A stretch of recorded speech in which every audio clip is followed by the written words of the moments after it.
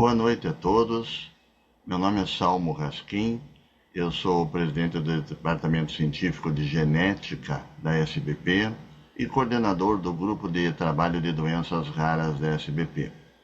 Essa noite é uma noite muito especial para nós, o Departamento Científico e do Grupo de Trabalho, porque todo ano, no dia 28 de fevereiro, que é um dia raro, comemoramos e celebramos para chamar a atenção a respeito das doenças raras. E hoje estamos fazendo, então, o nosso já tradicional simpósio de doenças raras da SBP no dia de hoje, para evitar de fazer no dia 28.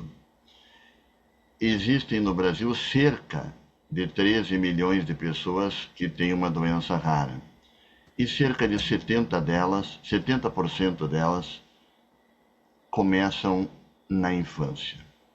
Então, nada mais importante do que o pediatra se informar a respeito das doenças raras, entender o que acontece no mundo das doenças raras, porque amanhã, nos nossos consultórios, nas nossas enfermarias, nas nossas UTIs, não sabemos se vamos atender um paciente com uma doença frequente ou com uma doença rara. E temos que estar preparados para atender com qualidade as pessoas com doenças raras. Sendo assim, nós preparamos para essa noite uma fala não diferente, mas mais atualizada a respeito das doenças raras. A ideia é falar sobre o pediatra e as doenças raras no Brasil, o que mudou. Então, trazer algumas atualidades sobre doenças raras para que vocês entendam o que está acontecendo no mundo das doenças raras, principalmente aqui no Brasil. E para isso nós vamos ter ótimos palestrantes aqui que vão poder realmente atualizar vocês. Nós vamos iniciar com o Dr. Marcial Francis Galera, médico geneticista e pediatra, membro do Departamento Científico de Genética da SBP, que daqui a alguns minutos vai nos falar sobre o pediatra e a triagem neonatal ampliada, um tema de grande interesse e de procura pelo pediatra, justamente nesse momento da ampliação da triagem neonatal do Brasil. Depois do Dr. Marcial, nós vamos ter a doutora Maria Bethânia Pereira Torales, médica geneticista e pediatra, membro do Departamento Científico de Genética da SBP, que vai nos falar sobre os testes moleculares neonatais, utilidades e dilemas. Em seguida, eu falarei, sou médico geneticista e pediatra também, e falarei sobre o pediatra e os novos medicamentos para doenças raras. E para fechar a nossa noite com chave de ouro, nós trouxemos um palestrante muito importante dentro do cenário de doenças raras no Brasil, que é o Dr. Natan Monsores de Sá. Ele é o coordenador geral de doenças raras do Ministério da Saúde e vai nos falar sobre os planos para melhoria do atendimento em doenças raras no Brasil. De modo que daqui a 1h e 30, vocês certamente estarão bastante atualizados sobre o cenário de doenças raras no Brasil. Podem enviar suas perguntas e nós tentaremos respondê-las após a finalização de todas as falas. Sem mais delongas, então, eu já gostaria de chamar o meu colega, o Dr. Marcial Francis Galera, para ele apresentar a sua fala. Ok, boa noite, Salmo, boa noite, doutora Bethânia, boa noite, doutor Natan. Para mim é uma honra muito grande participar deste evento. Eu vou compartilhar aqui a minha tela, só um instante, e por favor, você só confirme assim que se está compartilhado. Ok, muito obrigado então. Então, o tema a mim destinado foi o pediatra e a triagem neonatal ampliada, né? Então, deixando claro, né, como já foi dito, sou médico pediatra e geneticista, professor do Departamento de Pediatria da Universidade Federal de Mato Grosso, coordenador do Serviço de Referência em Triagem Neonatal da nossa universidade, né, do Mato Grosso, que funciona na nossa universidade, e também médico, membro do Comitê Científico de Genética da Sociedade Brasileira de Pediatria. Eu vou começar a nossa fala, né, falando um pouquinho da triagem, né, dando um resgate rapidamente teórico e histórico, e lembrando, né, que triagem neonatal é uma iniciativa de saúde estatal. Isso que é importante, é nos programas que eu particularmente, dos programas mais exitosos que a gente tem no Ministério da Saúde, que abrange tanto o processo de educação dos pais, a triagem infantil propriamente dita, e o acompanhamento, os testes diagnósticos e o gerenciamento de doenças e avaliação contínua. Então, esse é um conceito importante que logo a gente vai novamente chamar a atenção. A gente, quando fala em triagem neonatal, não está falando em apenas um teste, sim um programa completo que inicia-se com a coleta da amostra, seja numa unidade básica de saúde ou seja numa maternidade. Aqui a história da triagem, uma linha de tempo, né? Então, já na década de 50 do século passado, né, um personagem muito famoso e importante na história da triagem neonatal, que é Robert Guthrie, ele iniciou seus estudos visando a detecção da fenilcetonúria em recém-nascido através de amostras de sangue seco em papel filtro. Isso foi revolucionário para todo o processo, que facilitou a coleta, o armazenamento, o transporte e a chegada dessas amostras nos laboratórios de referência. Já em 1960, então, depois desses estudos, e particularmente Guthrie e Suzy publicaram um importante artigo em 1963, onde fizeram triagem de fenilcetonúria, que passou a ser realizada em diversos locais do mundo todo. No Brasil, a triagem se iniciou apenas em 1976, na antiga PAI de São Paulo, atual Instituto João Clemente, através do professor Benjamin Schmidt, que iniciou a triagem neonatal da fenilcetonúria nesta época. Claro, a triagem aí se iniciou de maneira independente e muito heterogênea em diversos estados da federação. E em 1990, a Lei 8069, que fala, né, do Estatuto da Criança e do Adolescente, oficializa, né, a chamada obrigatoriedade de exames para doenças metabólicas em recém-nascido. Então, particularmente, essa é a primeira lei, né, que fala de maneira direta da necessidade da realização da triagem neonatal, mas não se tomou, neste momento, nenhuma atitude muito de ordem prática. Apenas em 1992, os testes da triagem neonatal, que à época eram apenas hipotireoidismo e fenilcetonúria, foram incorporados ao SUS, mas, ou seja, os exames passaram a constar da tabela do SUS, que não necessariamente houve uma organização de serviços, né, e estruturação de um programa de abrangência nacional. Isso foi acontecer apenas em 2001, então se a gente parar para ver historicamente, é muito pouco tempo, né? Vão fazer 24 anos agora em junho, com a portaria 822 de 6 de junho de 2001, que criou o Programa Nacional de Triagem Neonatal. E nessa portaria, então, ele estabelecia, né, a triagem para inicialmente 4 condições clínicas: o hipotireoidismo, a fenilcetonúria, a doença falciforme e outras hemoglobinopatias e a fibrose cística. E progressivamente, então, os estados foram implementando. Então, em 2001, a maioria das unidades da federação estabeleceram a fase 1, que era hipotireoidismo e fenilcetonúria. O nosso hospital universitário, em 2002, foi habilitado, foi credenciado como serviço de referência em triagem neonatal. Entre 2008 e 2010, a segunda fase, que foi a incorporação das hemoglobinopatias, né, entre elas principalmente a doença falciforme. A terceira fase, por volta de 2012, que incluiu a a fibrose cística, e em 2014, a quarta fase, né, do programa, que finalizou aquele primeiro momento no escopo da portaria 822, que é a deficiência de biotinidase e hiperplasia adrenal congênita. Tivemos aí um gap grande, né, nesse período todo, a sociedade se organizou, né, várias demandas, até que em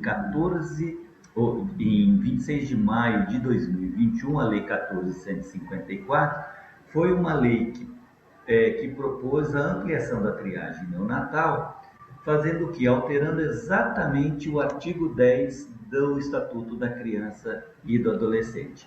E aí as demandas no Ministério começaram a ocorrer e a partir de 2022, 2023, houve o início da triagem da primeira doença incorporada na primeira etapa da ampliação, que seria a toxoplasmose congênita. Tá? A gente vai fazer alguns comentários depois das diferenças que existem nos diversos estados e o Distrito Federal. Bom, quando se fala em triagem neonatal, é muito importante a gente falar de determinados critérios para se estabelecer. Então, tem, né, um documento que é clássico e super importante para quem trabalha com triagem, que são os critérios de triagem de Wilson e Jungner, né, de 1968. Que daí ele estabelece, né? Mas de maneira geral, o que é importante a gente pensar? Eu tenho que pensar que seja uma doença que no recém-nascido ela seja pouco sintomática ou assintomática e principalmente que tenha um tratamento que possa modificar o curso dessa doença. Se eu não tiver um tratamento que modifique o curso da história natural dessa doença, não tem para que se fazer uma triagem. E a gente parte especificamente para o diagnóstico de doença rara. É claro, tem outros aspectos financeiros, o aspecto de você ter um teste, um material que seja coletado de maneira fácil, né, para ter uma abrangência universal dos recém-nascidos, e um teste que tem um custo, né, economicamente viável. E além disso, obviamente, eu tenho que pensar numa doença em que eu consiga estruturar uma rede, né, de cuidado para essa situação. Então a gente tem que deixar muito claro que a triagem neonatal não é apenas o teste, como a gente fala, não é apenas o teste do pezinho, é sim um programa. E como tal, ele tem no seu escopo diversas etapas, né? E a gente tem então esses dois documentos que são importantes aí, que é a Portaria 822 e a Lei 14.154, que mais ou menos de uma forma ou de outra, com os seus respectivos anexos, principalmente da Portaria 822, que estabelece e foi norteando, né, como que se deveria funcionar este programa.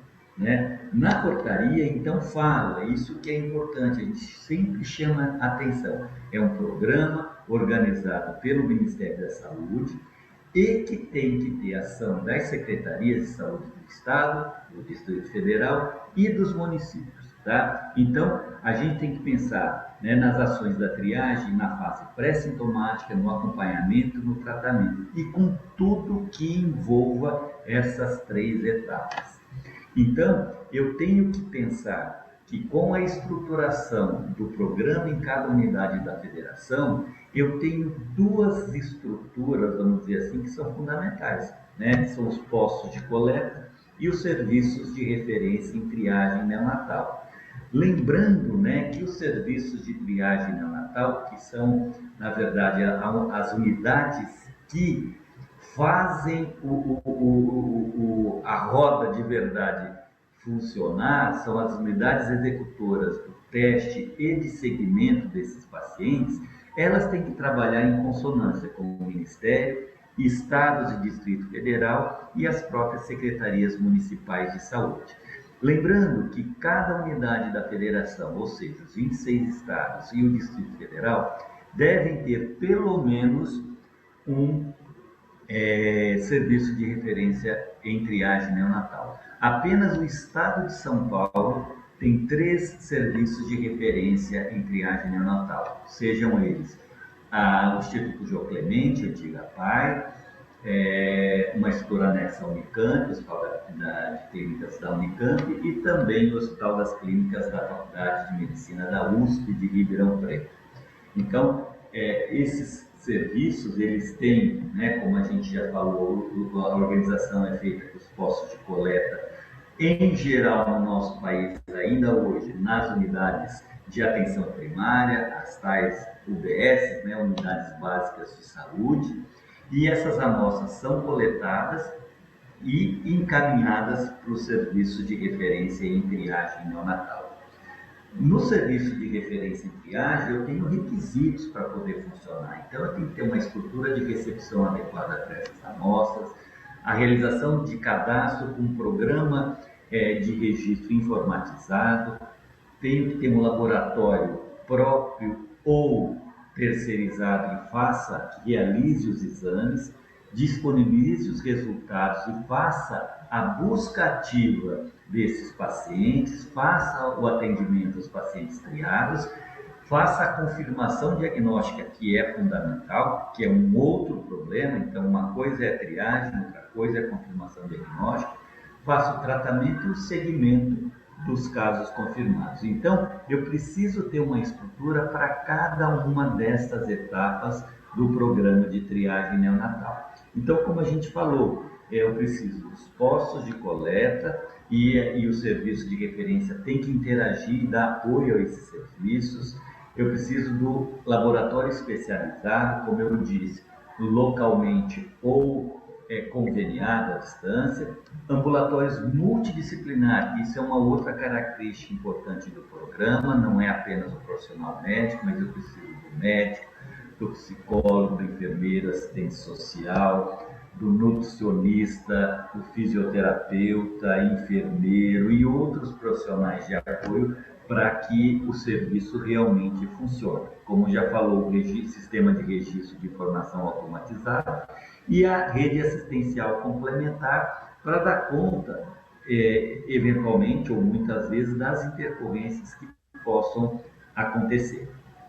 Esses dois documentos, eles são extremamente importantes, que são relativamente antigos, né? Esse é o primeiro documento de 2002, que é um manual das normas técnicas, né, do Programa Nacional de Triagem Neonatal, e há menos, cerca de 8 anos, 9 anos, essa triagem neonatal biológica, o manual técnico. São dois documentos muito importantes e que ajudam bem quem está querendo iniciar a sua trajetória na triagem neonatal, consegue fazer um resgate histórico, entender como é que funciona tudo neste sentido.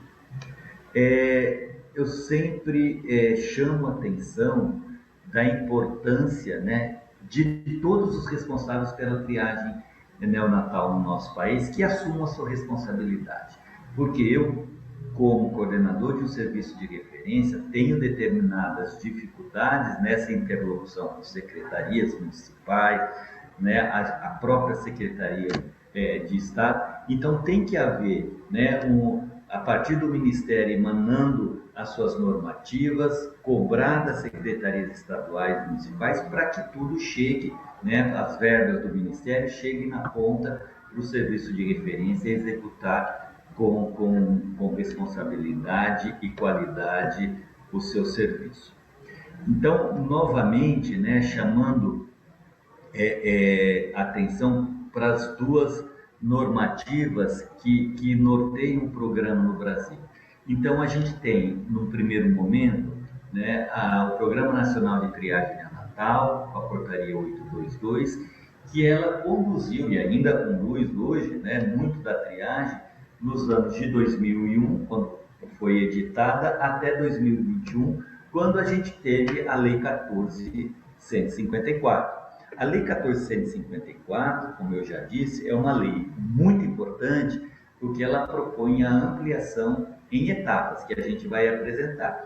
Mas eu, particularmente, óbvio, sou favorável à ampliação, mas essa lei nada mais é do que uma lista de situações, de condições clínicas ou de metodologias que devam ser realizadas sem nenhum anexo, sem nenhuma normativa. E agora, nos 2 últimos anos, o Ministério da Saúde está trabalhando exatamente com isso, para, né, publicar as portarias que vão poder ajudar a implementação dessas diversas etapas.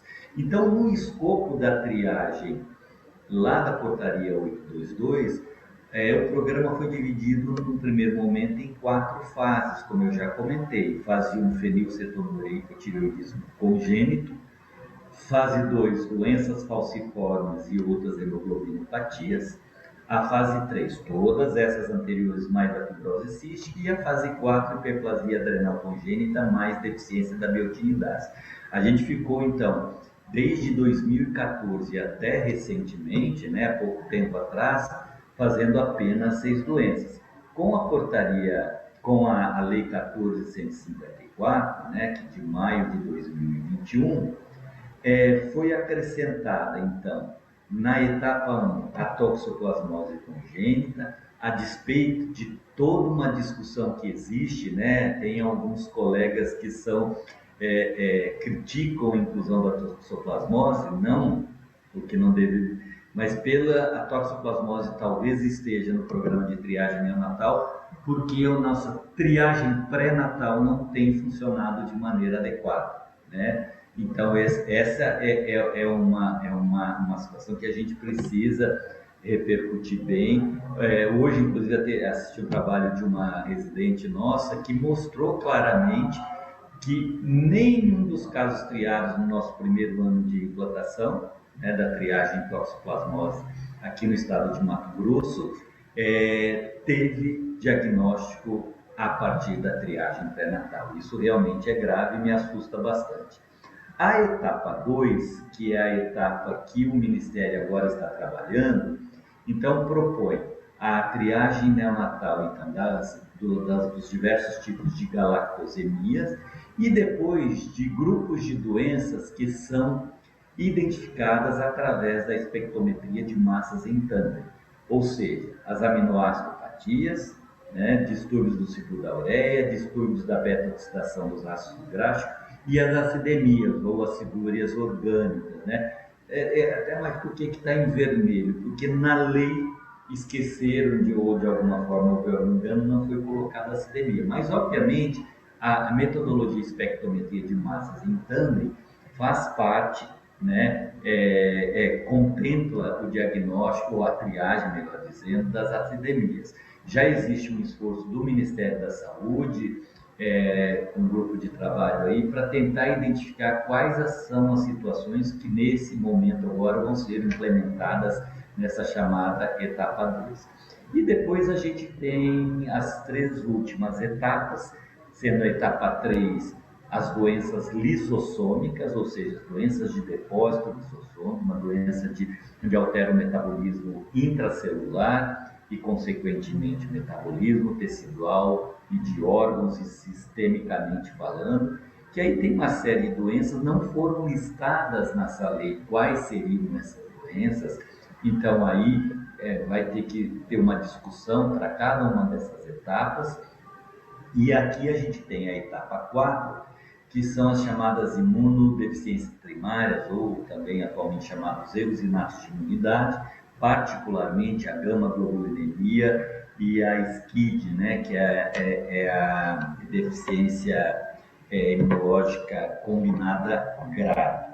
E a etapa 5, atrofia muscular espinhal, a AME, uma doença que nos últimos anos ganhou muita notoriedade na mídia leiga e na mídia científica, devido já à incorporação de pelo menos 2 medicamentos no SUS. E até em cima desse contexto todo, de algumas dessas doenças já terem tratamentos e outras ainda não têm PCDT, protocolo clínico de diretriz terapêutica, pensa-se, né, e discute-se a possibilidade de se antecipar talvez a atrofia muscular ou até as imunodeficiências primárias, porque a gente sabe o teste genético de triagem, baixa aí. os kits disponíveis realizam os 2 testes de uma maneira. É claro que isso é uma discussão, isso tem que se discutir bastante para ver se isso vai trazer vantagem ou não, pensando em todo o processo de atenção da rede, né? Então, tem essa discussão, altera ou não essa sequência de implantação e o tempo que vai dizer para a gente. Bom, e finalizando, gente, queria listar para vocês alguns desafios importantes se a gente pensa nessa implantação, porque houve toda uma divulgação que nós passaríamos de 6 para mais de 50 doenças e precisa ser feita uma reflexão nesse momento, tá? É uma reflexão extremamente importante que deve ser feita, porque hoje nós temos estados, unidades da federação que não realizam nem as 6 doenças iniciais lá do programa estabelecido em 2001. Então, ainda hoje existe uma heterogeneidade das ações nas diversas unidades da federação. Então, isso tem que ser discutido. Essa é uma discussão que tem vindo muito à tona. A Sociedade Brasileira de Triagem Neonatal e Usinato de Metabolismo, do qual atualmente sou vice-presidente, a gente tem discutido bastante sobre isso, para que precisa de maneira urgente uma estruturação da triagem neonatal no nosso país.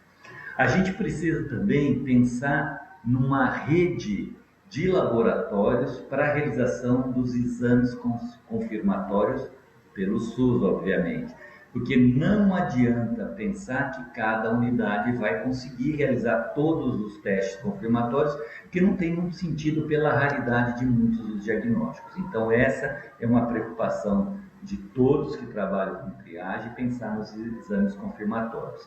Preciso pensar também que para cada nova doença incorporada, eu preciso de estruturar as unidades de atendimento dos casos triados / confirmados, é óbvio. Então, se é uma doença de comprometimento eminentemente neurológico ou imunológico, eu preciso incorporar esses profissionais na equipe da triagem neonatal para dar conta desse atendimento, que são os chamados especialistas aí.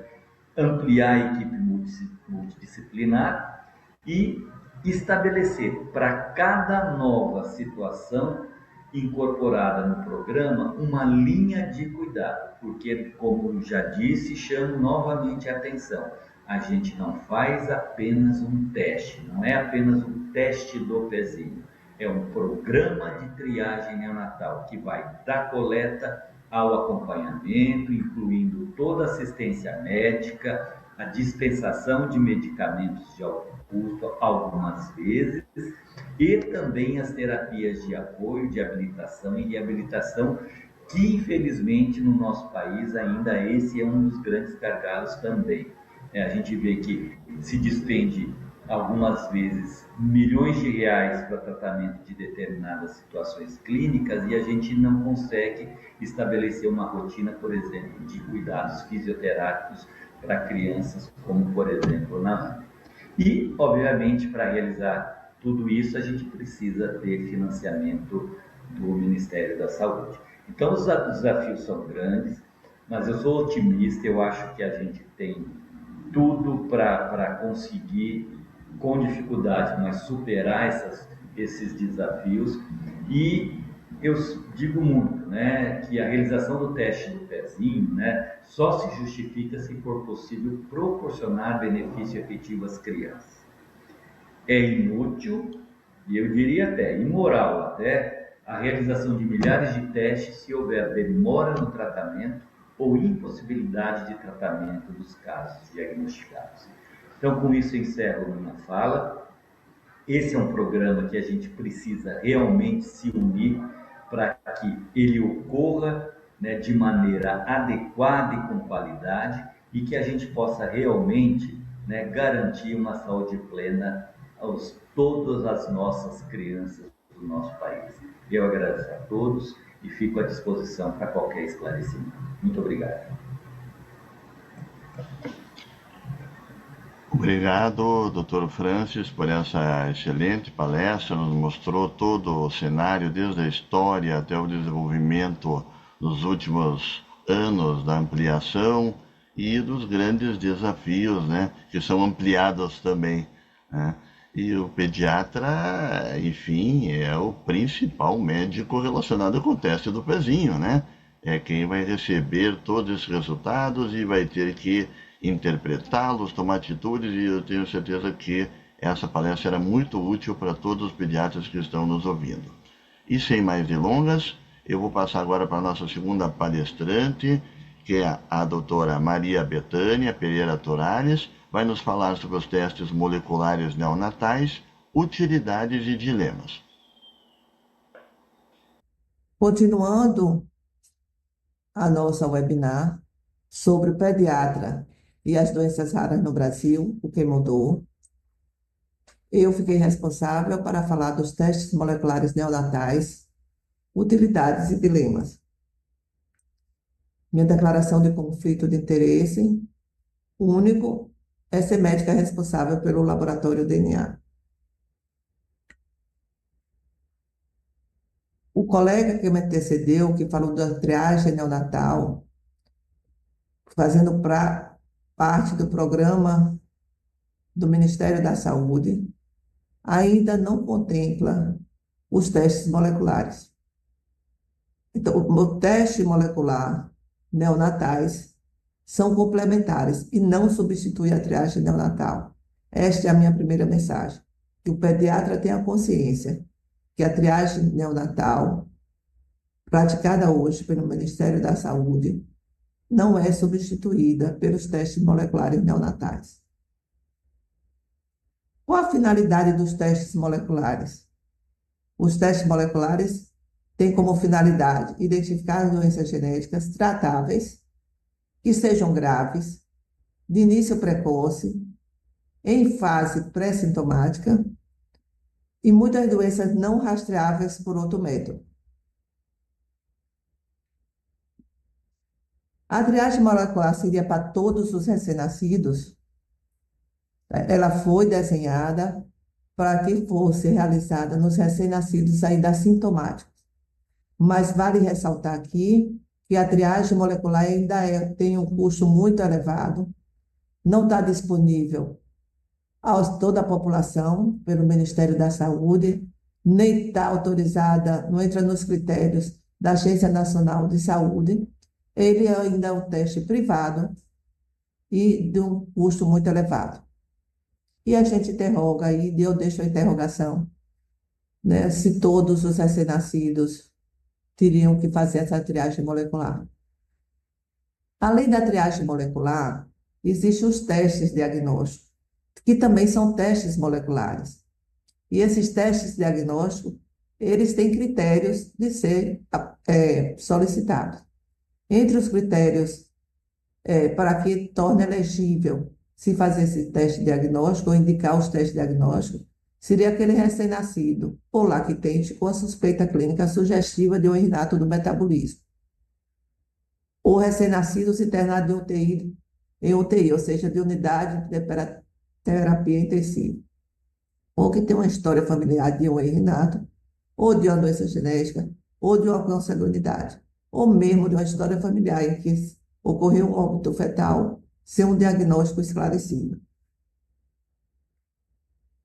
Esses testes moleculares neonatais têm várias metodologias. A metodologia mais acessível, mais barata, é o PCR em tempo real ou o Sanger.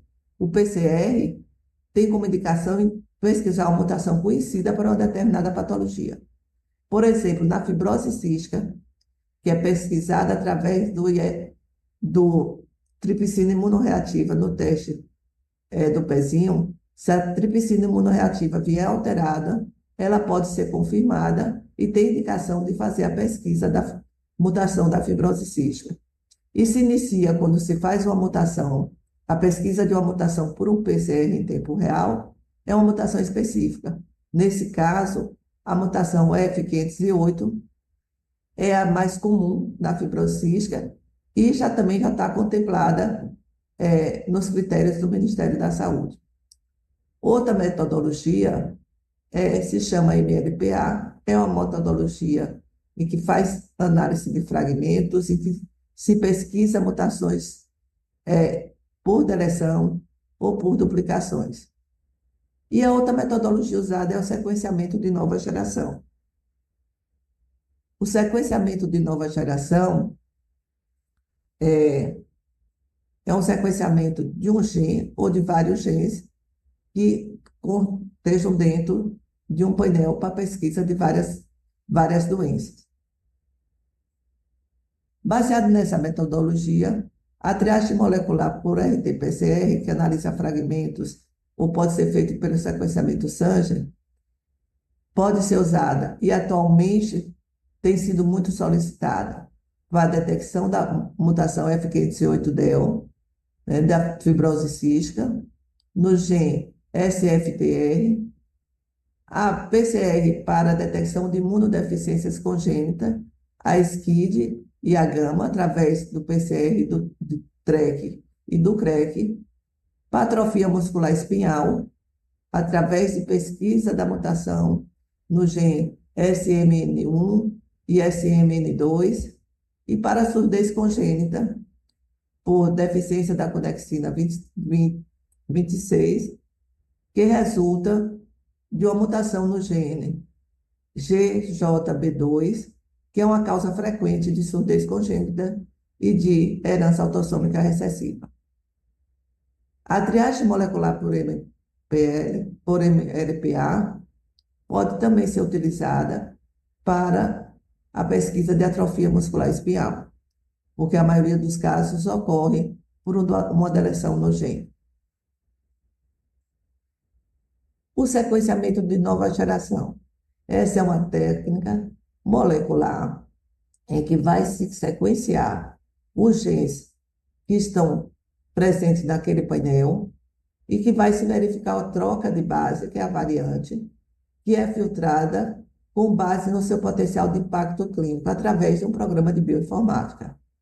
As variantes filtradas devem ser analisadas preferencialmente pelo médico geneticista. As variantes de alto potencial de patogenicidade nos genes, eles são listados e são descritos, reportados no laudo, de acordo com a sua herança e risco clínico. Voltaremos a falar sobre isso posteriormente. O painel de genes relacionados às doenças tratáveis de início na infância engloba doenças neurológicas, endócrinas, pulmonares, os erros inatos do metabolismo, doenças imunológicas, a surdez, a deficiência do metabolismo, doenças renais, hematológicas, retinoblastoma e doenças hepáticas e gastrointestinal. Nós temos observado que tem solicitação vindo do pediatra para pesquisa de doenças imunológicas, principalmente o SCID ou a gama, doenças como a surdez congênita, e essas doenças estão contempladas no painéis também. Então, não precisa estar fazendo duas solicitações. E nós temos observado que, às vezes, o pediatra solicita a pesquisa de imunodeficiência, a pesquisa da surdez congênita, a pesquisa da fibrose cística, e todas essas mutações podem ser analisadas através de sequenciamento de nova geração. Então, os critérios de incorporação dessas doenças no sequenciamento devem ser doenças que possuem tratamento eficaz, ter uma base genética conhecida e passível de ser investigada pelo sequenciamento e que leve à manifestação da infância. Como é que surgiu essa triagem genética no Brasil? Em 2017, foi idealizada pelo Laboratório Mendelex, em São Paulo, apoiada pela PAI também de São Paulo, o Instituto Show Clemente. E nasceu naquela época com a denominação de teste do primeiro dia. No mesmo ano, recebeu o nome de teste da bochechinha, que tem uma força comercial muito grande, e avaliava na época 150 doenças tratáveis de início na infância. Por que teste da bochechinha? Faz-se alusão à coleta do material. Isso tornou muito mais fácil fazer coleta na bochechinha, com raspado da mucosa oral, indolor, e podendo ser de uma facilidade muito grande de coleta. e com a boa qualidade também de avaliação no sequenciamento. Após esse período, atualmente, muitos laboratórios oferecem essa triagem molecular neonatal. Cada uma tem sua seleção de genes, e hoje varia em torno de 300 a 500 genes. Quer dizer, o painel utilizado para triagem molecular do recém-nascido, por sequenciamento de nova geração, esse painel hoje diferencia entre essa quantidade de genes e depende de cada laboratório, tá? E de cada serviço. E cada um tem seu protocolo de laudo e modo de divulgar os resultados. Não existe uma diretriz padronizada para como é que esse laudo pode ser relatado ou divulgado os resultados. E cada serviço tem o seu protocolo próprio para isso. Como é conhecido hoje esse teste? Conhecido como teste da bochechinha, teste de triagem genética do bebê, triagem genética neonatal, triagem molecular neonatal e outros nomes comerciais. Esses são os mais comuns, mas todos eles se reportam que a análise direta do DNA, né, do bebê, à procura de mutações causadoras de doenças em genes específicos, que é daqueles genes que estão contidos no painel.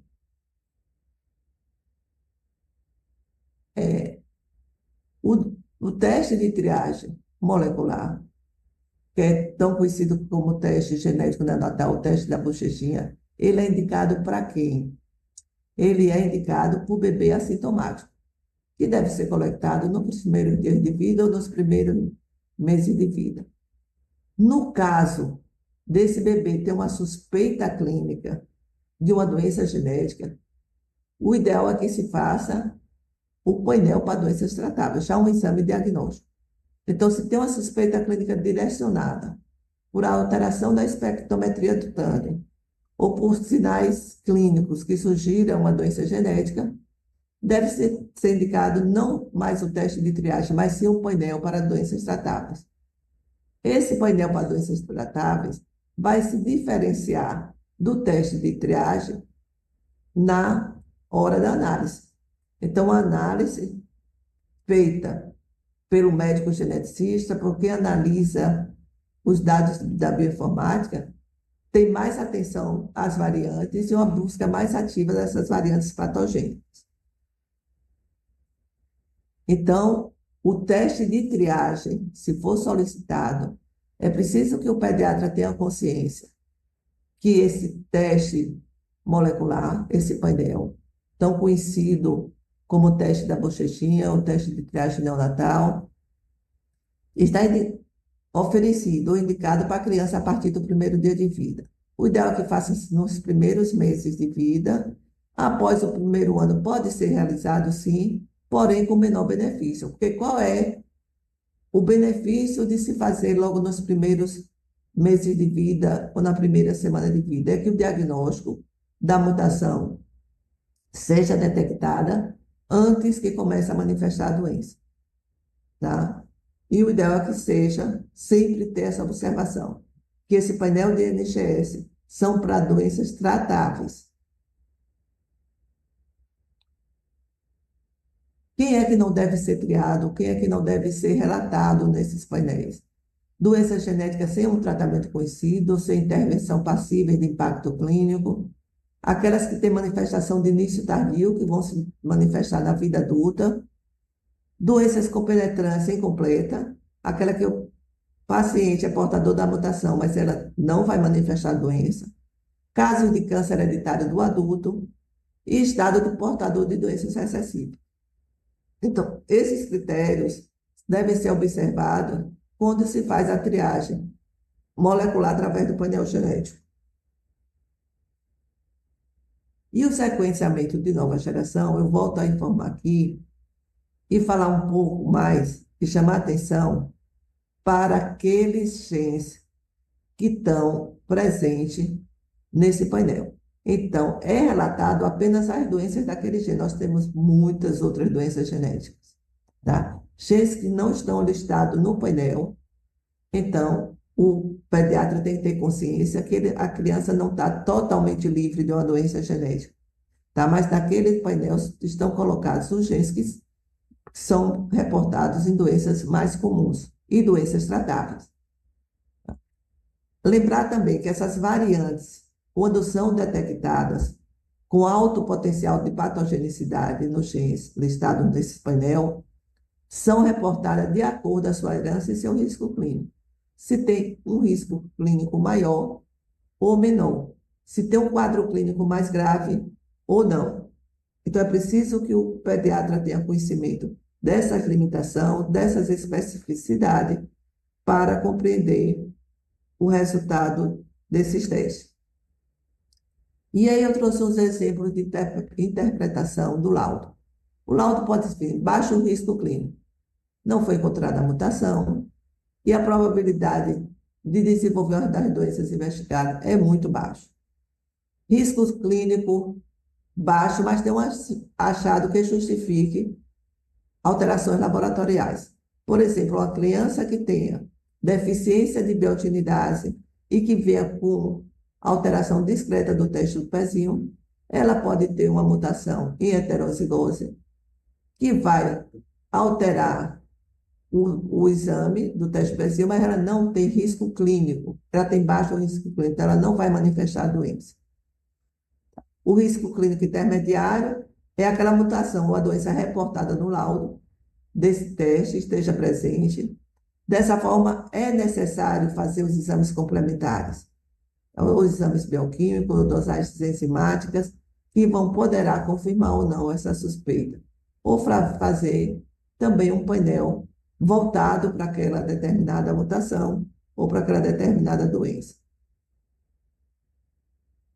Tem os achados genéticos positivos, com baixa probabilidade de manifestações clínicas, que são aqueles portadores de mutação em condição heterozigose, que sendo doença recessiva, a criança não vai manifestar a doença. Lembrar que também dentro desse painel de 500, de 300 a 500 genes, também tem genes relacionados a doenças dominantes, que tem tratamento. Por exemplo, a condroplasia, hoje que dispõe de tratamento, ele já está, e é uma doença dominante, já está presente nesse teste de triagem neonatal. Achado incidental de alteração cromossômica se envolve um ou mais dos genes que compõem o painel e provavelmente levará a uma doença. Esse deve ser reportado e deve ser complementado essa investigação. E aquele caso de alto risco clínico é uma grande probabilidade de que o bebê tenha a doença identificada no laudo desse teste. Isso deve ser encaminhado, esses casos devem ser encaminhados ao geneticista para uma avaliação mais específica.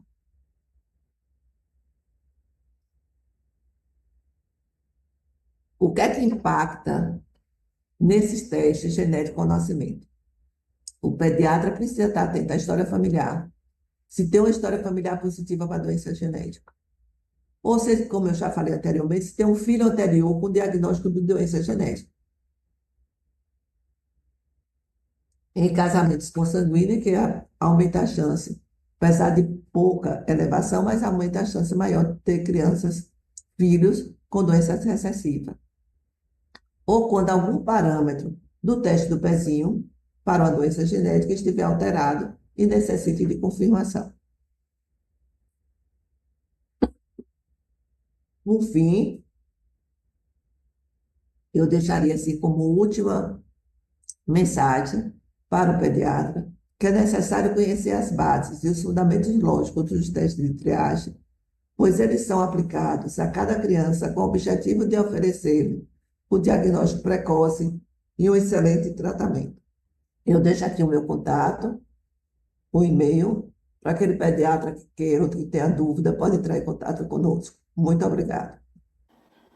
Vamos passar agora para a última fala, e quem vai nos falar é o Dr. Natan Monsores, e eu gostaria de, antes do início da fala do Dr. Natan, lembrar que existe um grupo técnico de trabalho da Coordenação de Doenças Raras, Geral de Doenças Raras do Ministério da Saúde, da qual o Dr. Natan é o coordenador.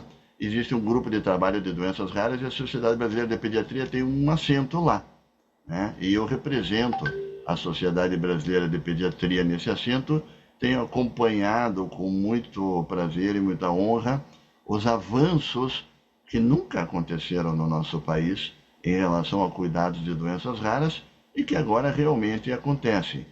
As dificuldades, vamos deixar para o Dr. Natan falar para a gente, mas eu sei que ele precisaria de umas 2 horas para falar sobre as dificuldades. Mas certamente nós vamos conhecer melhor agora a coordenação de doenças raras do Ministério da Saúde. Dr. Natan, por favor. Então, Dr. Salmo, obrigado aí pelas gentis palavras. A gente está no esforço coletivo, né? A Sociedade de Pediatria, como o senhor mesmo falou, faz parte do nosso grupo técnico, da nossa Câmara Técnica, e a gente tem partilhado esse esforço, né, de melhorar a assistência, né, os cuidados às pessoas com doenças raras. Agradeço aí também de antemão, né, doutora Betânia, né, doutor Marcial, que estão aqui com a gente nesse evento alusivo ao Dia das Doenças Raras. Então, para não me alongar muito, eu vou compartilhar aqui minha apresentação. Só peço aí aos colegas que confirmem para mim, né, se ela está aparecendo na tela para todos. Então, maravilha, Salmo, obrigado. Então, vamos lá, né?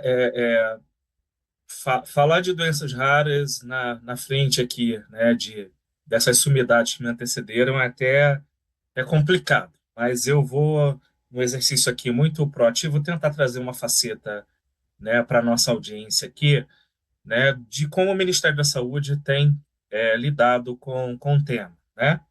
Então, primeiro eu queria trazer aqui o mote da coordenação, né, conhecer, acolher e cuidar. Então, é nessa perspectiva que a gente tem trabalhado na coordenação de doenças raras, nas políticas que a gente tem desenhado, nas ações que a gente tem desenhado para tentar acolher a população afetada por doenças raras. Mas vamos lá, né? A coordenação de doenças raras é uma coordenação, né, recente, é uma das mais novas coordenações do Ministério da Saúde, né, tem 2 anos de existência, e fica dentro da Secretaria de Atenção Especializada, né, que é a secretaria que cuida, né, da média complexidade, da alta complexidade assistencial, né, os serviços ambulatoriais, serviços hospitalares, urgência, emergência. Então, tudo está sob o escopo da secretaria e a coordenação está dentro dessa estrutura, né?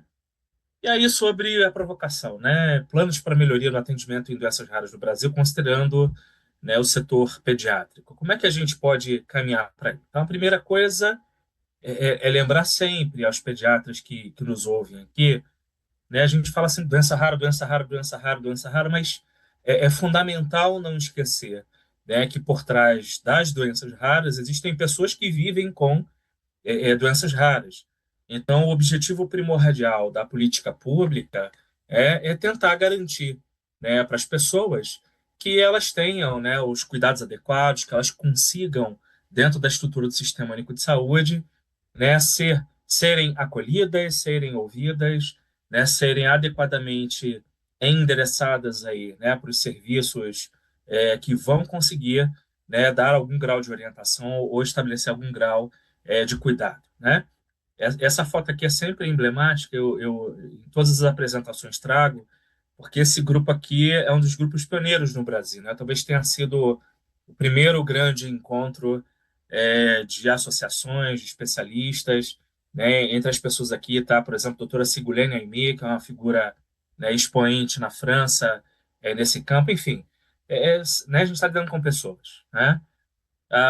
Como os colegas já me antecederam, né, essa política é uma política, né, de 2014, né, já completou uma década e é fruto da participação de vários atores, né? Então, vários especialistas, vou citar aqui, por exemplo, o querido Marcial Francis Galera, né, foi da equipe de especialistas, né, que participou da confecção da organização da primeira minuta, né, para estruturar essa política. Então, esse grupo, junto com as associações de pacientes e, né, participantes do próprio Ministério da Saúde, pessoas do corpo técnico, né, criaram esse expediente novo, né, uma nova política para lidar com o desafio do campo das doenças raras, né?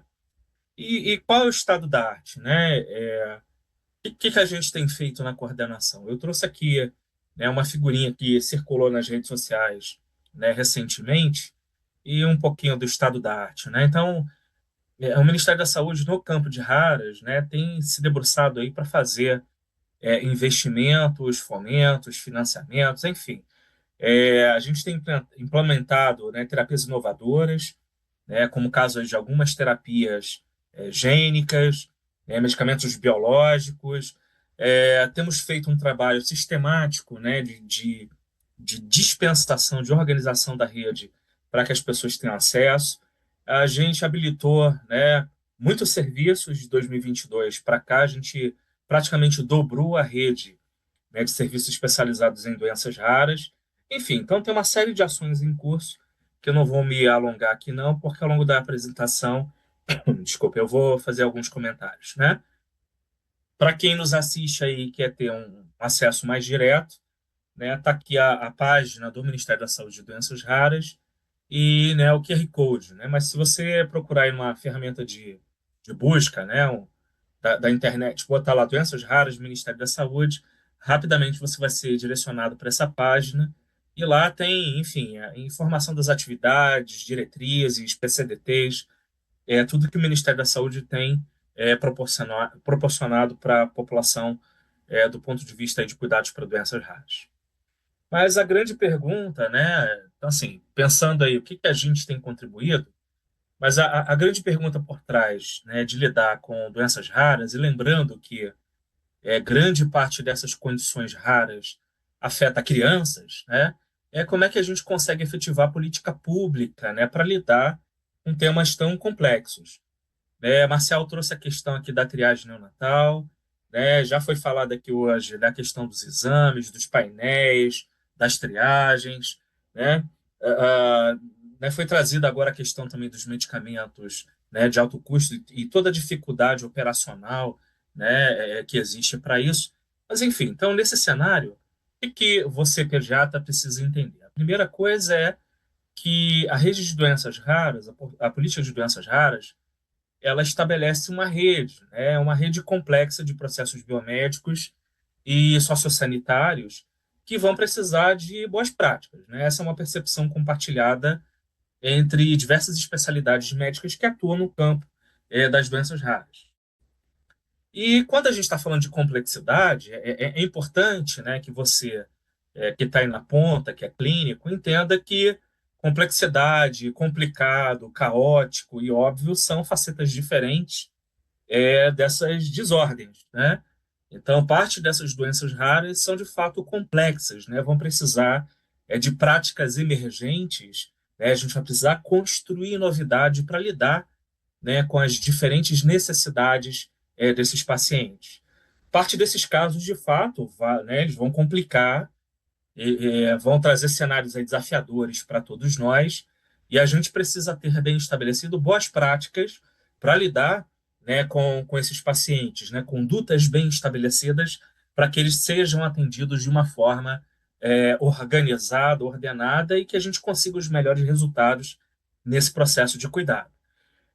A gente não pode esquecer também, né, que algumas vezes esses processos de cuidar e a própria doença, né, nos seus cenários sociais, familiares, às vezes a gente se depara com situações caóticas, né, e aí, né, a sua intuição quanto médico, a sua capacidade de perceber, né, naquele paciente, né, a gestalt de uma condição, né, então assim que esse paciente tem ali alguma coisa, né, diferente do habitual, daquilo que você costuma observar, e aí talvez seja necessário estabelecer novas condutas, novas práticas, né?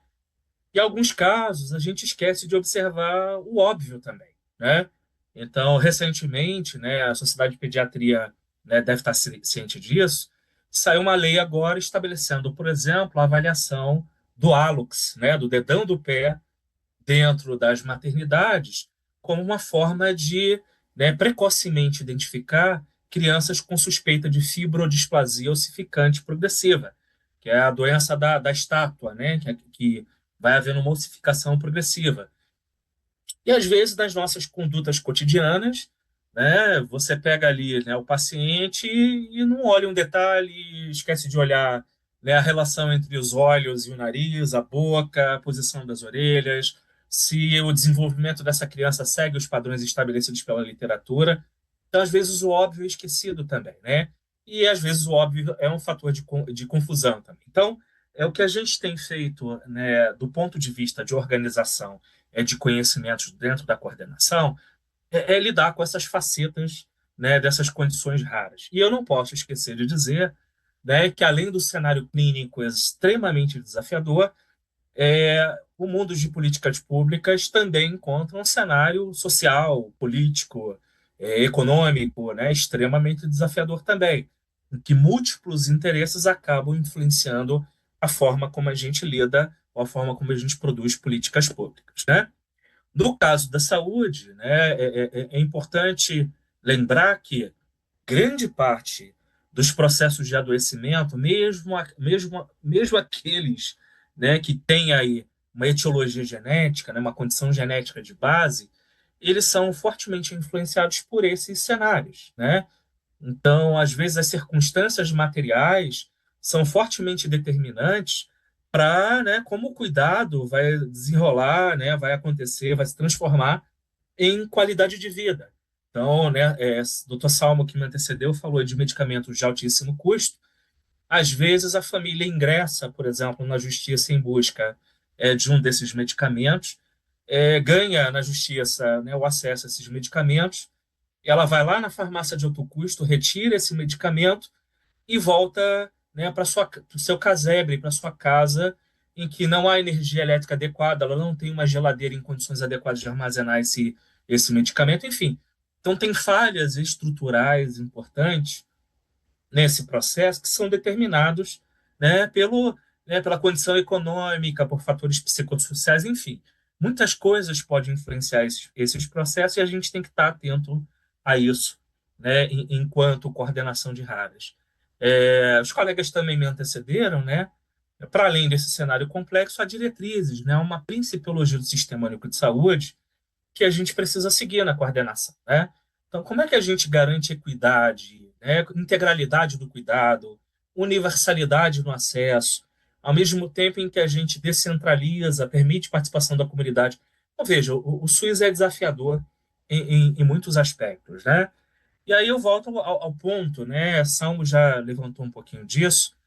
Hoje a gente tem uma mudança de cenário muito interessante, né? A gente começa a ter à disposição, enquanto arsenal terapêutico para vocês da pediatria, uma série de anticorpos monoclonais ou de terapias gênicas, né, que começam a ser registradas, começam a ser comercializadas em alguns cenários, e a gente está falando de terapias de altíssimo custo, às vezes terapias que ainda estão incipientes do ponto de vista de evidências, mas a gente está lidando, como o Samu disse, né, com doenças raras. E aí, né, como que eu deixo o meu paciente, né, sem o uso compassivo adequado dessa terapia, ou sem ter a chance, né, de experimentar? Então, a gente começa a trabalhar com um cenário de último recurso, né? E quando a gente ingressa num cenário de lançar mão de últimos recursos, a chance de cometermos erros, ou às vezes pensando no bem do paciente, né, a gente acabar gerando mal, né, os famosos princípios hipocráticos, começam a aparecer, né? Então, né, raras é um cenário, né, complexo e desafiador de fato, né? E se junta a isso as caricaturas, né, que a gente tem. Ah, mas o Ministério da Saúde está fazendo o quê para ajudar esses pacientes, né?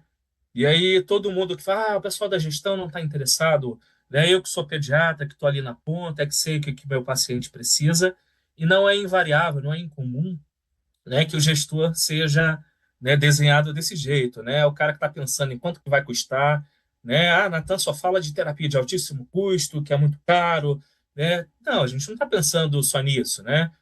Ah, será que dá para improvisar, né? Será que dá para fazer essa política aí com palito de dente, fita adesiva, né? Acabou o recurso, não tem. Então vejam, né?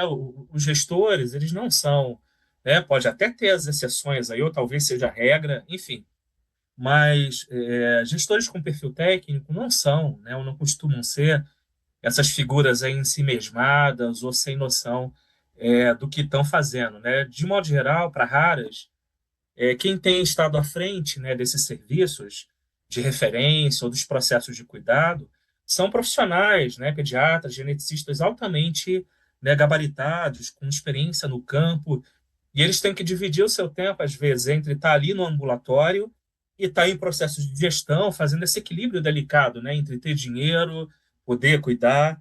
Não é fácil, né? E a gente tem um desafio permanente, né? O mundo ideal das políticas é aquela coisa perfeita, planejada, mas você que está na ponta, na hora que tem que implementar um PCDT, você encontra cenários complexos e desafiadores, como eu já falei, né? Enfim, e aí caminhando aqui já para, né, para trazer alguns esclarecimentos, né? Então, como é que a coordenação de doenças raras... Opa, minha apresentação travou, mas eu vou voltar aqui. Pronto. Então, como é que a coordenação de doenças raras tem lidado para apoiar vocês, pediatras, né, que estão na ponta, né? A primeira coisa que a gente tem feito é desmistificar um pouquinho essa ideia de doença rara, né? Como doença complexa, doença difícil, doença que ninguém sabe o que é. Na verdade, na prática pediátrica, né, grande parte dessas condições acaba aparecendo em algum momento ou outro no seu ambulatório, mas elas aparecem com manifestações um pouquinho diferentes talvez das expectativas, né, que você tem enquanto clínico, né?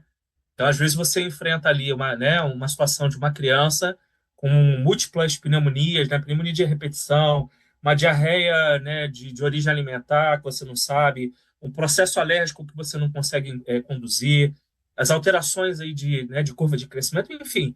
Então, você começa a ver que há um processo, né, um quadro progressivo, incapacitante, degenerativo ali estabelecido, e que essa criança começa a ter uma série de necessidades assistenciais, né, complexas, né? Você vai precisar de um leque um pouquinho maior, né, de apoios ou de iniciativas ou de exames para poder entender aquilo que está acontecendo, né? E aí surge a necessidade de organização do serviço, né? A gente precisa ofertar para essas crianças cuidados contínuos, ter ações integradas, ter equipe multi. Por quê? Via de regra, para essas famílias, para essas crianças, a gente tem um enfrentamento do estigma, né, de um elevado sofrimento psicossocial que, né, comete essa família, que afeta essa família.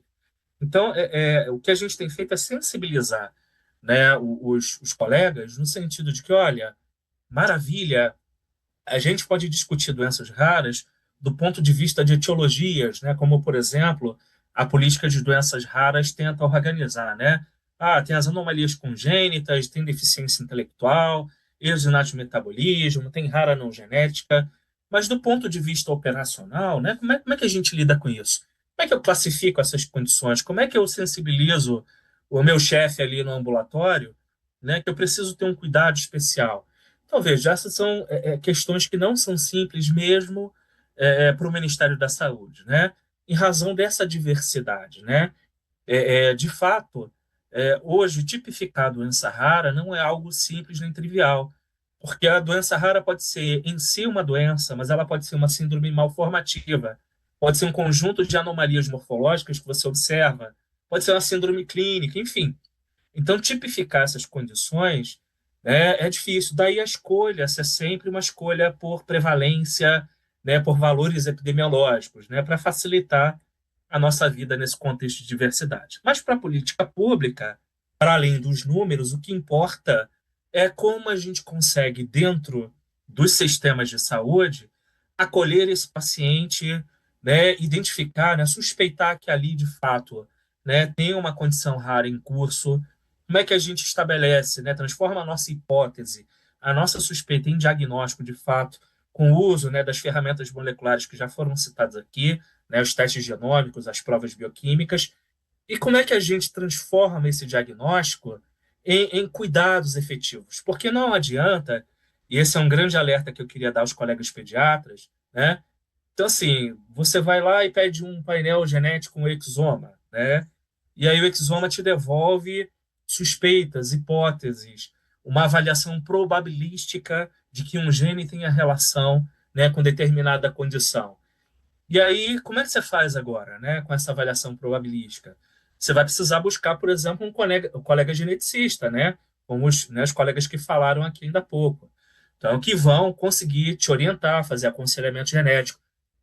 Então, tem que haver entre pediatras e as outras especialidades um cenário de trocas para que o paciente não seja um portador de diagnósticos de doenças raras, mas que ele, de fato, receba, né, cuidados específicos. E aí vem o nosso cenário de complexidade, né? Então, para atender essa pessoa com doença rara, hoje, dentro do SUS, a gente tem que articular atenção primária, atenção especializada, complexo regulador, urgência e emergência, e fazer isso funcionar de uma maneira sinérgica, o que de fato não é tão simples, né? E aí, lembrando, né, doença rara, tá, você falou em condições crônicas, né, então eu gosto sempre de trazer essa figura do professor Eugênio Vilaça Mendes, né, que mostra, né, em que faceta que a gente está lidando. Então, você, pediatra, no seu dia a dia, provavelmente está trabalhando aqui com o nível 1, quando você é o pediatra lá da atenção básica, você está promovendo ali a saúde da população. Quando você vai para o ambulatório de especialidade, para o teu ambulatório de pediatria mesmo, né?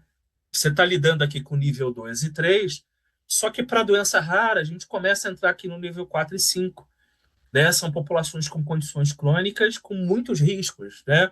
Ou muito complexas. E aí, né, a gente precisa articular todos esses cenários. Então, o que eu estou tentando dizer para vocês, colegas pediatras? Então, um número expressivo dessas doenças raras, de fato, são condições crônicas complexas pediátricas, né? E aí a gente precisa fazer esse diálogo, né? Ah, doença rara, doenças difíceis. Não, não, peraí. Né? Você, no teu dia a dia, está acostumado a lidar com essas condições crônicas complexas, né? Em pediatria, isso é debatido há algumas décadas. E eu trouxe, né, até alguns excertos aqui, né, alguns fragmentos aqui da literatura, para vocês, né, fazerem essa correlação. Então, uma condição crônica complexa é aquela, ó, tem a duração, né, mínima aí de 12 meses, excesso de desfecho com a morte, vai ter envolvimento de mais de um órgão-sistema, ou um órgão de forma severa.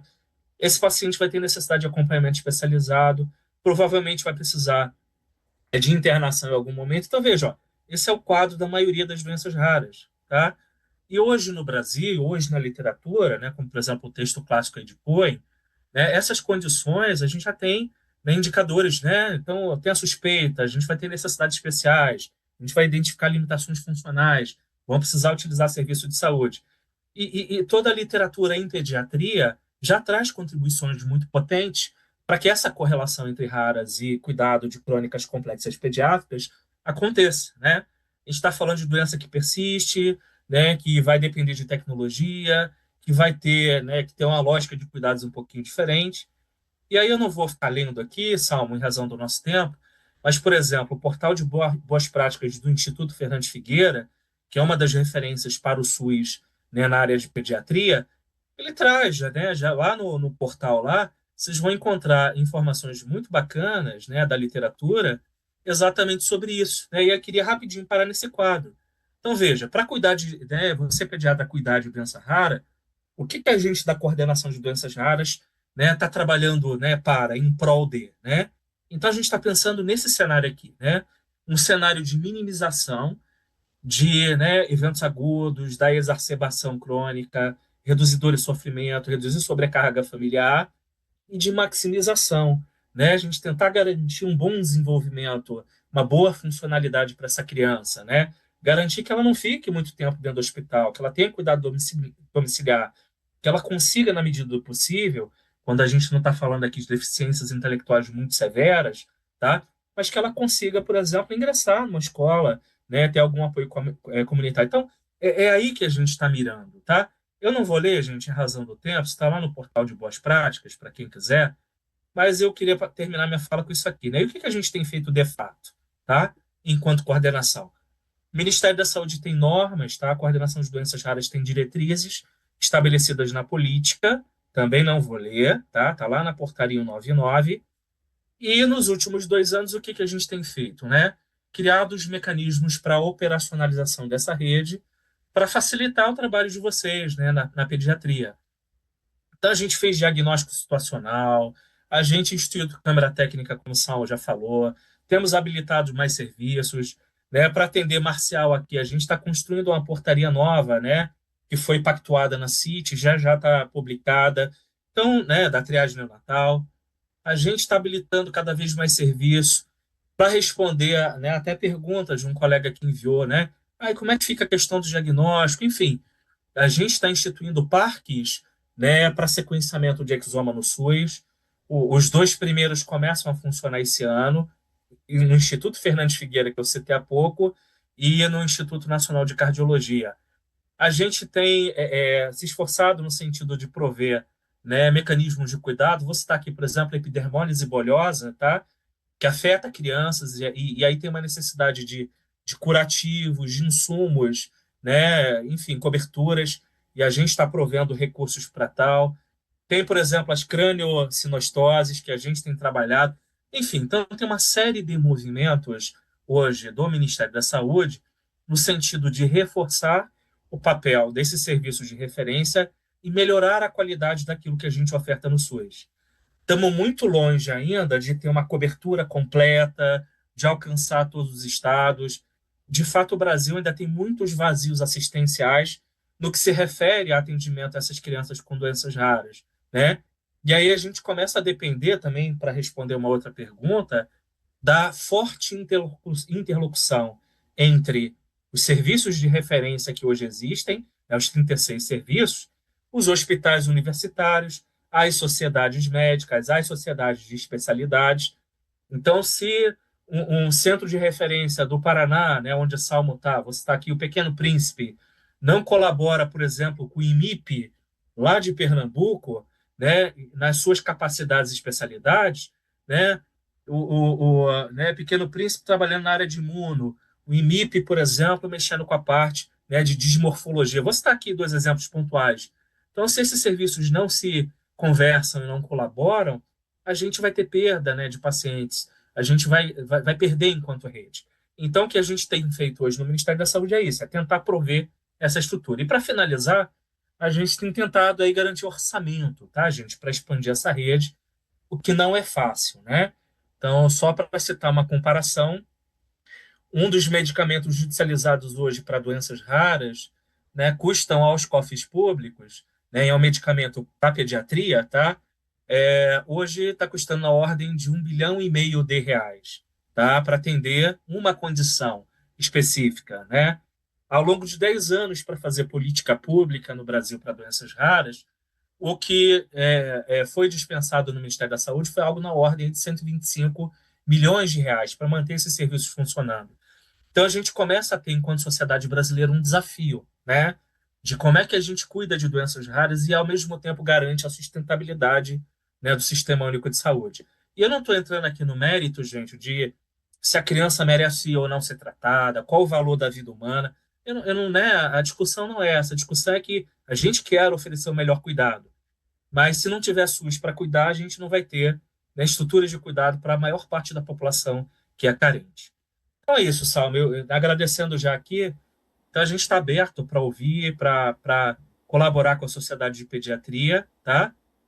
E eu gosto sempre dessa frase do Camus, né? Gosto sempre de usar. A gente naturaliza muito, às vezes, o sofrimento dessas crianças, dessas famílias, né? Ah, mas é assim mesmo, é doença rara, é difícil. Mas eu gosto dessa frase do Camus porque ela traz essa potência, né? O micróbio é natural, né? Agora o resto, a saúde, a integridade, a pureza, né? Isso tudo é um efeito da nossa vontade, né? E essa vontade não pode se deter. A gente tem que ser idealista às vezes, né? Para trabalhar em pediatria, para trabalhar com doença rara, né? Para tentar conseguir mudar cenário. E é isso, gente. Obrigado. Desculpe me alongar, Salmo. Muito obrigado, Natan, por essa excelente palestra. Obrigado por aceitar o nosso convite e abrilhantar o nosso evento de doenças raras já tradicional da SBP. Nós temos mais de uma centena de pessoas assistindo o evento nesse momento, o que para nós do mundo dos raros é uma verdadeira pandemia, né? E ficamos muito felizes, né, com isso.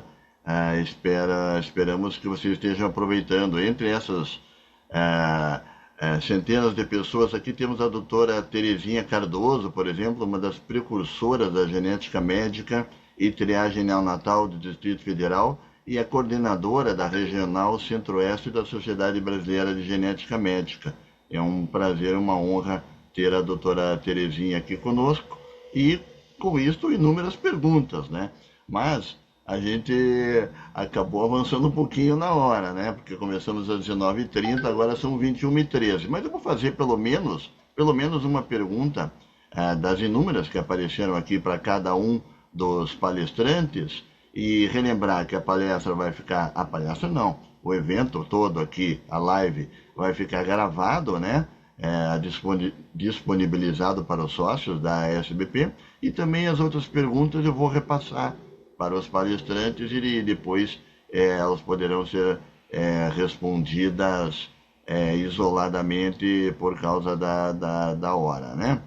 Então, vou fazer já de cara uma pergunta do colega Almir dos Santos Xavier Júnior, que eu vou direcionar ela justamente para o Dr. Natan. Ele pergunta, Dr. Almir, estando no interior, como seria a melhor logística para transferir crianças com essas doenças para um centro de referência, um dos 36 centros de referência, serviços de referência que existem, né?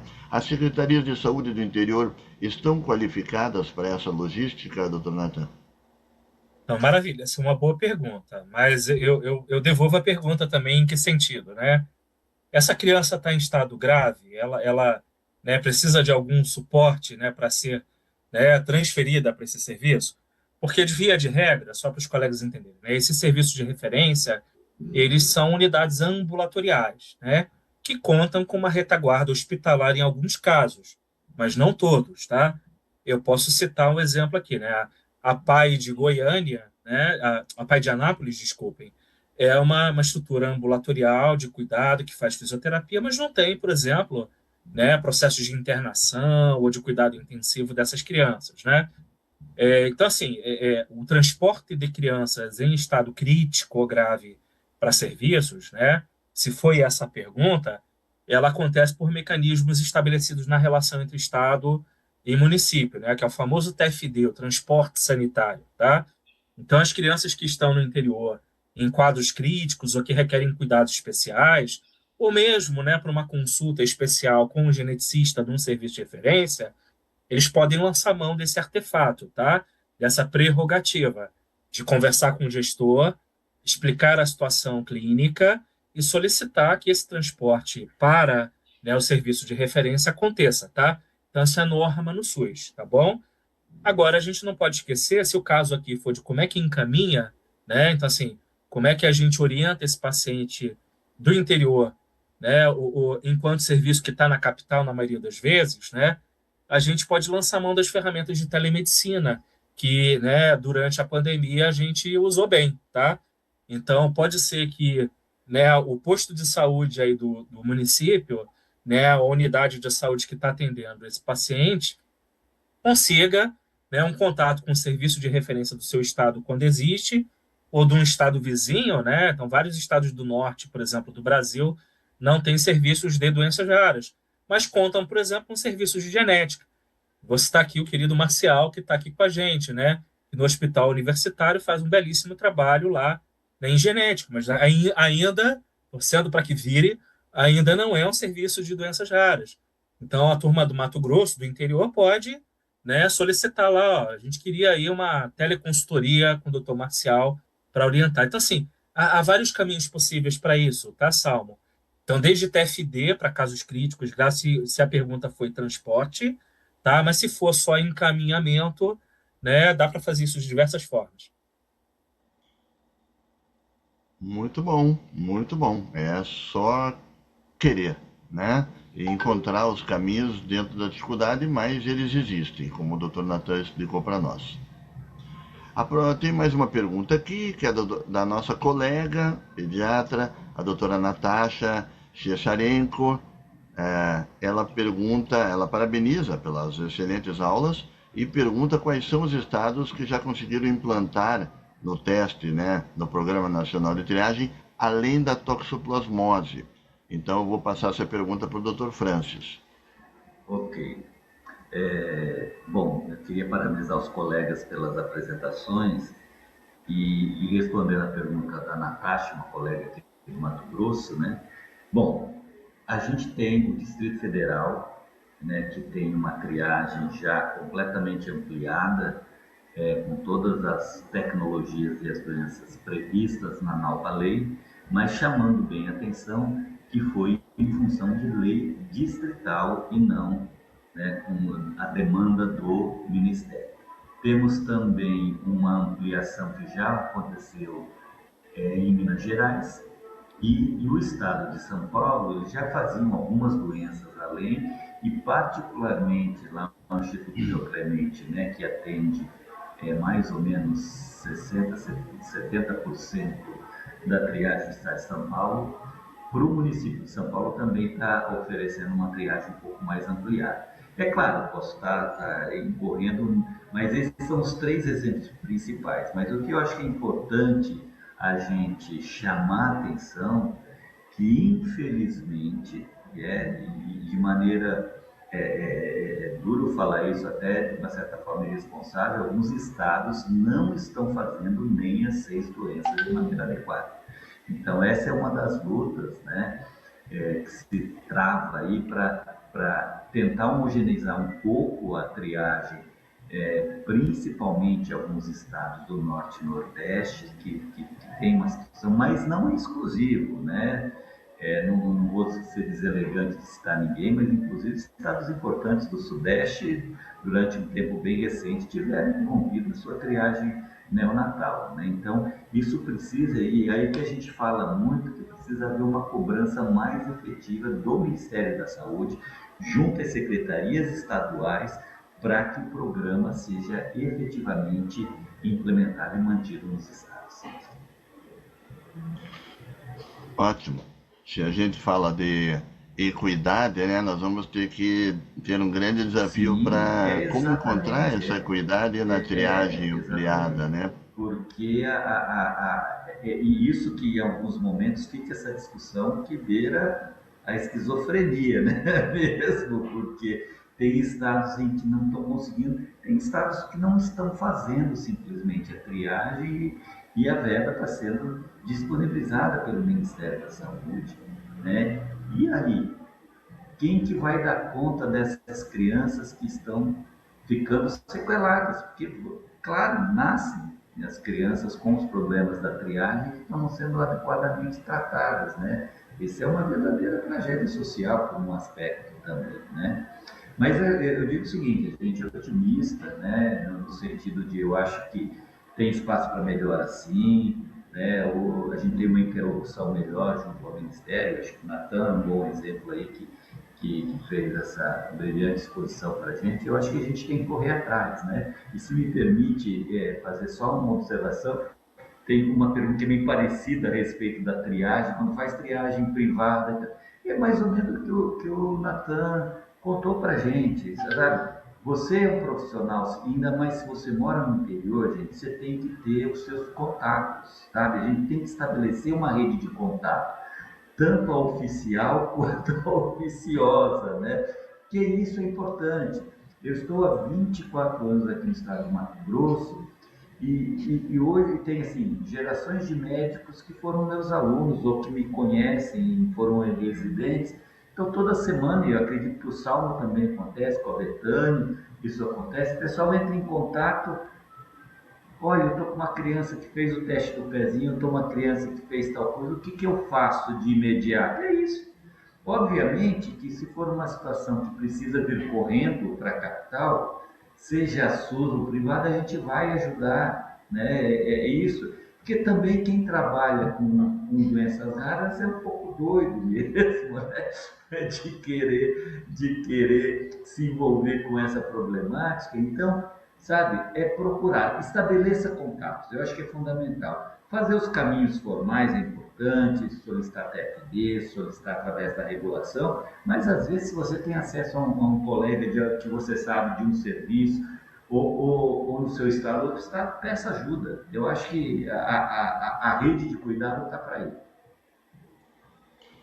Muito bom, muito bom. Estamos se aproximando do fim, mas temos uma pergunta da nossa colega a doutora Raquel Lima, que eu vou endereçar para a doutora Betânia, tomara que ela consiga responder no sentido da instabilidade da internet, né?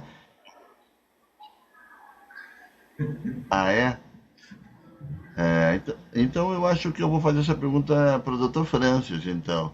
Né? Tá bom.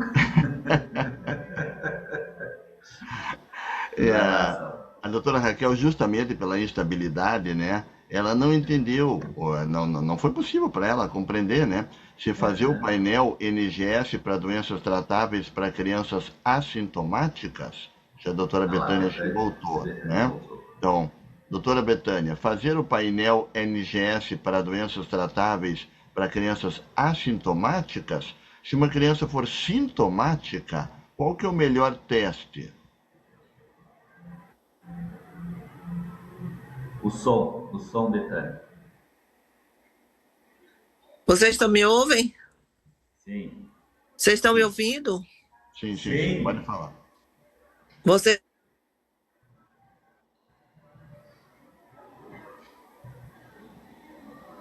ainda péssima na minha casa. Não sei se vocês estão me ouvindo. Estamos ouvindo.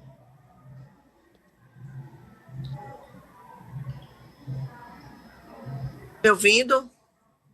Sim, estamos ouvindo. Vocês estão me ouvindo?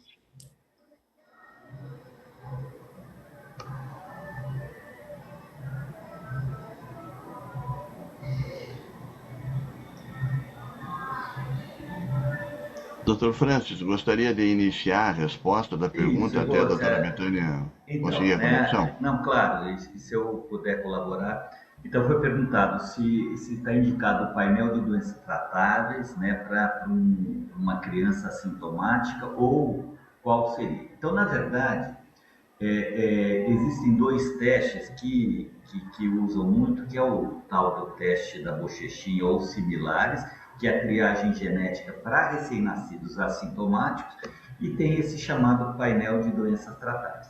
Do ponto de vista de análise de genes, em geral são os mesmos, ou praticamente os mesmos, mas o que vai diferenciar aí é exatamente se a criança é sintomática ou não, porque aí vão procurar variantes que eventualmente não seriam reportadas, né, ou alterações que não seriam reportadas na triagem genética. Então, para a criança sintomática, respondendo a pergunta, o ideal é exatamente o painel para doenças tratáveis. Tá? Eu acho que sendo bem objetivo aí. Muito bem, estamos justamente completando 2 horas da nossa live, né? Eu queria realmente agradecer a todos os palestrantes e também a audiência, né? Surpreendente e positivamente que nós tivemos, dizer que o Departamento Científico de Genética da Sociedade Brasileira de Pediatria e o Grupo de Trabalho de Doenças Raras estão à disposição o ano inteiro e não só no dia 28 de fevereiro, né? Para contribuir com os colegas em todos esses desafios que, como vocês viram, não são nem raros e nem pequenos, né? Então, muito obrigado mesmo a todos. Essa live vai ficar gravada, comentem com os colegas amanhã como foi essa live, para que eles possam assistir então a live gravada. Boa noite e um excelente dia das doenças raras para todos. Meu abraço a todos, boa noite, obrigado boa noite. Pela companhia e pelo evento. Boa noite. Prazer revê-los aqui, Salmo, Marcial, enfim, Betânia caiu, né? Mas Betânia também. Obrigado pela oportunidade de estar aqui dialogando com vocês. Obrigado a todos.